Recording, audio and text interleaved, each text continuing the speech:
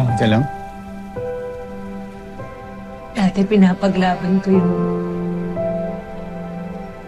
yung kalusugan ng nanay ko.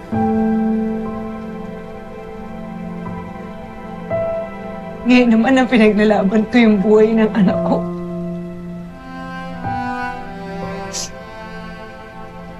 Nakakapagod na.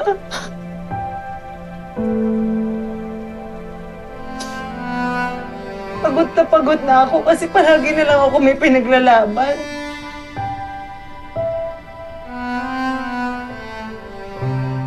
Parang hindi ko na yata kaya.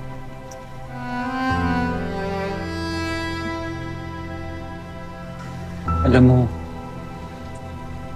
hindi mo naman kailangang harapin yan ng mag-isa eh.